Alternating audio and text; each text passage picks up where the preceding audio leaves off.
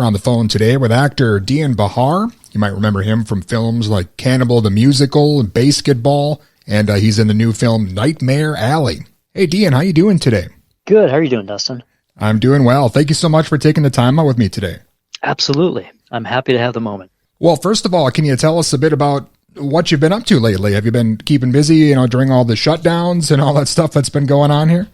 I have been, yeah. I thankfully have been very busy, actually, more so than I was expecting. It's funny because the COVID really did shut things down for a while, but thankfully things are starting to up again.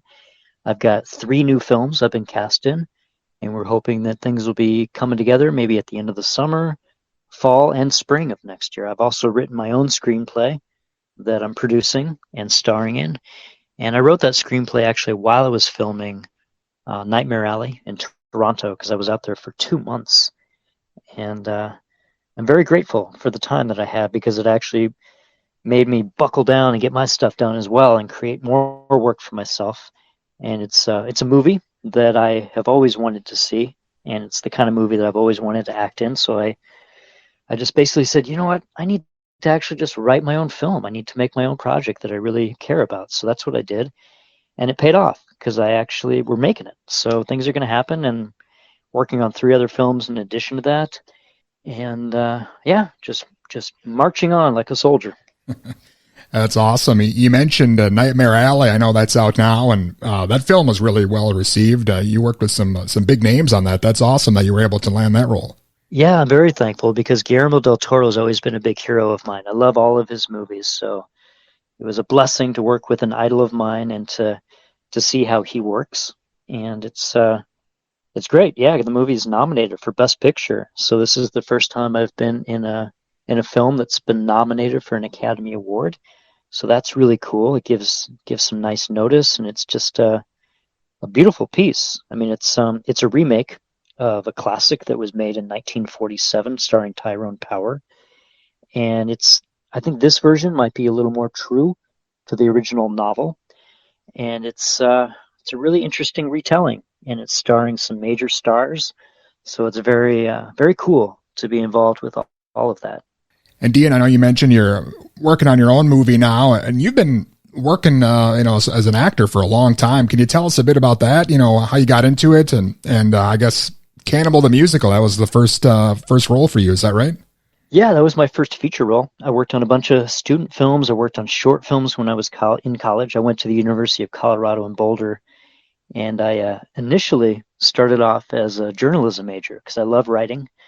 And my parents did not really want me to follow a theatrical background, which is really what I wanted to do. I actually got a full ride scholarship to a couple of universities when I was in high school for acting because I actually won the state championship for dramatic acting, dramatic interpretation, as part of the forensics and speech and debate teams. And you would compete on the state level with a bunch of different high schools all across the state. And then once you go from there, you can compete nationally. But I won first place. I won the state championship my senior year in high school in 1989. And I really wanted just to keep acting. That's exactly what I wanted to do. I loved theater. I loved the instant feedback of having an audience right there. So that was my plan. I really wanted to do that. My parents were like, well, let's try to go with something that might be more financially stable. They wanted me to actually and understandably so, they wanted me to get a background in something that I could maybe turn into maybe an easier career. And so I went into, and I've always been very successful with writing as well. So I thought journalism might be a cool option. So that's what I initially started off as at the University of Colorado. And they chose that university over the other ones. Even though I got scholarships, they chose University of Colorado because that's also where my grandfather went. Okay. And so I was happy to be going to a place that my grandfather had gone to, and it's a fantastic school. It's not a bad choice. And Boulder, Colorado is a epically beautiful place. So it was a good choice all around, and I think it was the right choice because what happened was once I got there, although I was a journalism major, I took acting classes as electives, and one of the acting classes I was taking, I was actually paired up with Trey Parker, and we were paired up as scene partners for a scene to do a little 10-minute play that we could choose. We actually got our choice of whatever we wanted to do together. So we actually chose to just create our own scene, and we pretended that it was somebody else that wrote it. And so we had a really good time together, realizing that we're both really fun and good at improv. It was fun to work with him that way. And he basically, because he was a film major at the time, and he basically explained to me that all of the film majors pretty much cast other film majors in the student films because they don't really go outside and look for new actors, and they're just thankful to have other students within the classes that are willing to do it. And a light went off in my head, and I was like, oh my God, this is exactly how I can learn how to act in movies. This is how I can learn how movies are made, which is, I think, extremely important. I think every actor should have a basic knowledge of movie making and understand that they are not the main component. There's so many other puzzle pieces to create that product.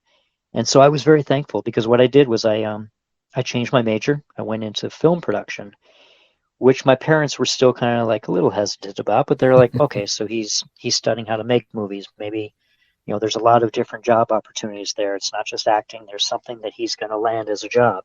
But really, realistically, my whole intent was to continue acting and to basically just learn how to act on film and to learn how that whole process works. And it was great because I worked on so many student films. And Trey, thankfully, was able to get financing for Cannibal the musical. And he got that through some different film professors as well as some students, their parents. And I think they raised a little over $100,000. I might be wrong about that total, but I know it was at least $100,000 that they raised together. So that was the budget we had. And we filmed most of the movie during spring break and then, several consecutive weekends thereafter. And it was such a cool time because it was not only a film, it was basically like a giant field trip for all of us because we all really learned so much more about the history of Alfred Packer. And we actually journeyed pretty much to most of the exact same spots that he actually traveled to. So it was kind of the most incredible field trip you could ever take to learn about somebody when you actually are walking in kind of the exact same footsteps that they went in. Sure. So just from that standpoint, it was epic.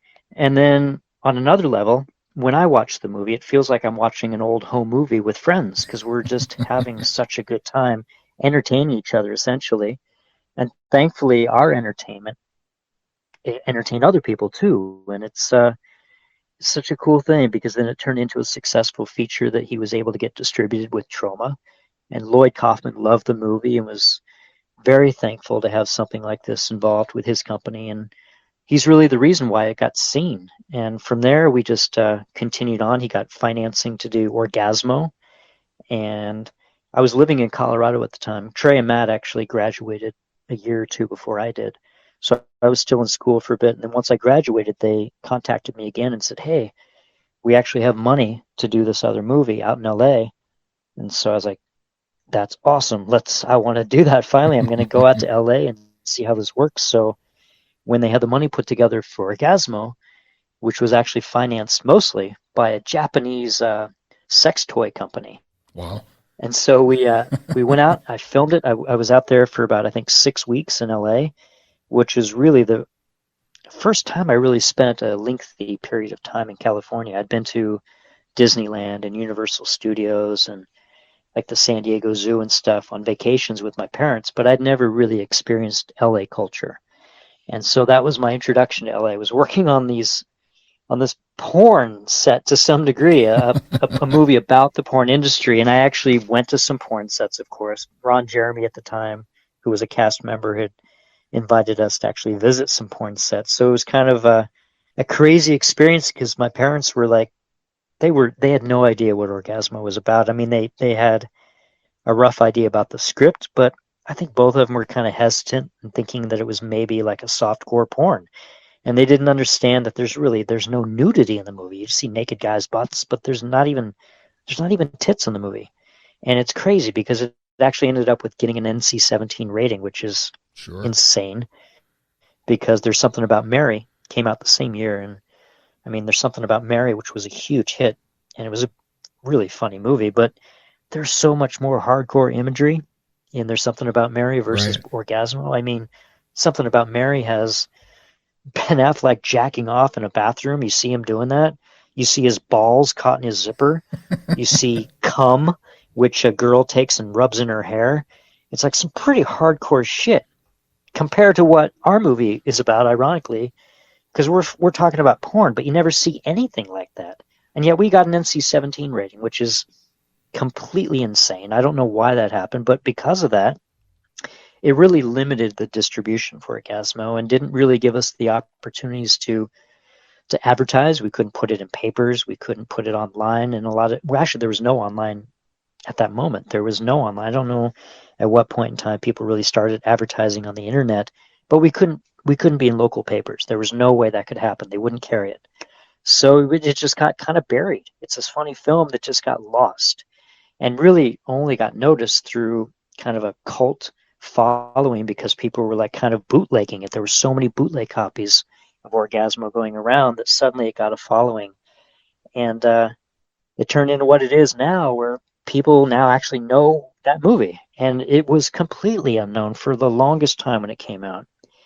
But it was a real eye-opener coming out to LA to work on that. And that was my introduction. And then after that, I was like, okay, I had a chunk of cash. I didn't get paid a lot, but it was enough for me to actually make a move from Colorado out to LA. And I've been here ever since. Yeah, that is awesome. And it's amazing the kind of the journey you've been on, doing a film in college, Cannibal the musical, and then just helping out some friends on Orgasmo. And these films are really now like I wasn't just helping for, out friends on Orgasmo. I starred in Orgasmo. Well, yeah, but as you mentioned, kind of lost in the shuffle there at the time. But now so many people love those films. And, of course, BASEketball as well. And your role as Squeak, I think, really made that film. So, I mean, you had quite the run there, the first few films you were in. Yeah, I had a great time working on BASEketball because David Zucker was one of my favorite directors. He still is. I love Airplane. When I was a kid, I think it was in 5th grade when I first saw it, and I thought it was the funniest movie I'd ever seen. I couldn't believe it, and I've just been quoting it for years with my friends. And then, of course, the whole Naked Gun series was just epic. So David Zucker has been making me laugh for so many years, and to finally have the opportunity to make him laugh was just a blessing. I couldn't believe how cool that was. And I initially was only supposed to be in the first 10 minutes of the movie. When I come in as the character that's turning off the gas, that was it. That was all he's supposed to do. Wow. But I made him laugh over and over again, made the crew laugh, so he kept writing more lines for me. So literally every single day, I was given more scenes. And by the end of the movie, I worked for 11 weeks on it, Monday through Friday. And it was so cool because after the second week, I now had a car. I had a driver come and pick me up and take me to set every day, Monday through Friday. And I was like, holy God, this is amazing. I'm like legitimate. I feel like I'm like a real actor now. So I became like a co-starring role in the movie. By the end of the film, I was like, I'm not just like a day player here. And I'm not discounting anything that a day player does, but it gave me a more substantial role in being able to help tell the story. And I was so thankful for that because it was a really educational time for me too, because not only was I able to just showcase myself more so, I was able to learn how comedy works. I was able to learn that some of the best comedic directors are not just content with working with what's on the page. David Zucker is very open to improvisation, and we would constantly every day be coming up with new jokes. And if he had a joke or anybody on the crew had a joke that was responded to favorably, he was willing to film it. Like literally a lighting guy, it was such a family unit that literally a lighting guy could say, hey, what if you said this? And if it made everybody laugh, I said it, or Matt or Trey said it. Any of the cast members were open to this whole creative environment that was constantly basically evolving the script. Although they had a very, very firm story, there was a blueprint there of what they were trying to get to, but the nuances within it were constantly changing based on the mood and what was expressed that day. So it was a really eye-opening experience to make me realize that scripts can constantly evolve, and that's just how it works. Even when you're there on the job, it just can constantly be happening differently, and you need to be open to those differences. And so I was very thankful to the fact that I have an improvisation background because I was able to change it up without any kind of hesitation. And it was so fun. Awesome. And I know you've done a lot with Trey Parker and Matt Stone over the years and have done some South Park stuff, but I wanted to ask you, did you ever get a chance to work at all with Isaac Hayes? Did you ever share some time with him at all? No, I never did. Not in the studio, not in the sound studio. And I actually was only able to do a few episodes of South Park because I actually got a letter from the Screen Actors Guild. Because when I did BASEketball, I was basically forced. You have to. It's a union film, and if you work on a union film, I think for at least 2 weeks. I don't know. They maybe have new rules, but at the time when I did it, if you work on a union film for 2 weeks and you're not in a union, you have to eventually join if you're going to continue doing more work in that project. So I was essentially forced to join the union, which I was still thankful for. I had the money to pay the dues and the initiation fees. And it's a great union to be in because it essentially protects you as an actor. It protects you in terms of getting residuals. It makes sure that you actually get paid every time the movie shows again. If there's DVD sales or VHS sales, there were VHS sales back then. They don't do that anymore, obviously, but I got a part of that. So I was continuing to make a paycheck because of the union. And so that worked out beautifully. Well, you've really transitioned over the years from the more comedic roles to more drama and some more serious things. Was that a conscious effort on your part? Did you make a point to try to shy away from the comedy and kind of branch out to these other roles? Yeah, absolutely. Because I can do everything. So, I mean, it's pretty easy if somebody saw me in something and I made them laugh. They want to, it makes sense. They want to put me in another comedy and hopefully make people laugh again. But I think it's a weird thing for comedic actors because oftentimes, people like Robin Williams or Jim Carrey, they struggled for a long time to try to be given a chance to do dramatic work. And the thing is, comedy is very musical. It's you have to have a very musical sensibility about it because it's all about timing and rhythm and beats. And not everybody is musically inclined. Not everybody has a very firm understanding of music and timing and beats and rhythm. And you really have to have a very strong sense of that normally. It has to be a very organic thing that you just have a base understanding of. And so the thing is with dramatic actors, although they can be fantastic dramatically, it doesn't mean they're going to be good at comedy because not everybody is musically inclined. It means that they don't have a sense of rhythm and timing. It means that they can be very real in a moment, but it doesn't mean that they can change it up and be stylized and actually have a musical sensibility about what they're approaching. So it's kind of crazy because every dramatic actor is great dramatically, but they're not going to be great comedically necessarily. However, I can say for sure that every great comedic actor can also do drama. And it takes a while to convince an audience of that. The abilities are there, but the opportunities aren't necessarily there. So it really takes some work to shift the public awareness or perception of what they think you can do. And you need to be given opportunities to showcase that. Well, and you've definitely had that opportunity, besides all the acting roles, you've done as you mentioned, the writing and directing, producing, a little of everything. Do you prefer working behind the camera or is acting your preference or how do you feel about that? I wrote this screenplay while I was out in Toronto. I wrote a feature-length film that is it's sort of a neo-noir murder mystery. And I've always loved writing, as I was saying before, but I love writing, I think, just as much as I do acting. And so now that I've finished this screenplay and I'm actually making this movie, it really has motivated me to continue even more so in that regard. And it's great because it also gives me a chance to write roles for myself. I can write acting parts for myself. So it's facilitating both avenues. And that's the avenue I'd really like to continue doing. I'd love to keep writing. Of course, I will audition or try to be in other films as well, but I'm really focusing on writing right now because I really love it. It's something that makes me just as happy as acting does. Excellent. And I know you've, as you mentioned, got a few films coming up, and according to IMDb, you got a lot of stuff in post-production. It seems like you're definitely keeping busy. Is there anything else maybe in the works we should be looking out for coming up for you? Yeah, a few different films. I've got my movie, which is called The Stylus. You'll see that sometime maybe next summer. Maybe we can talk again about that, and I'll have more information Sure. about it for you.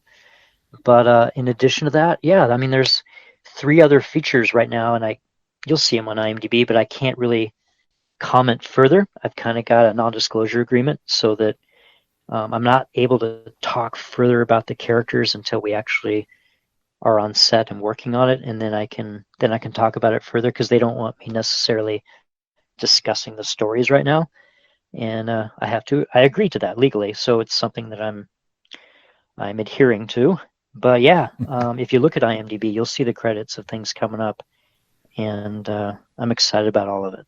Awesome. Well, yeah, definitely. I'm looking forward to the new film, hopefully next summer. And Dian, thank you so much for your time. I'm a big fan, and we're looking forward to playing Cannibal the musical soundtrack here on the show, and definitely hope we can speak again sometime soon. That would be awesome, Dustin. I really appreciate the time. All right, you bet. Thanks a lot, man. Okay, take care. And again, that was Dian Bachar from Cannibal the musical, BASEketball, Orgasmo, and his new film Nightmare Alley is out now.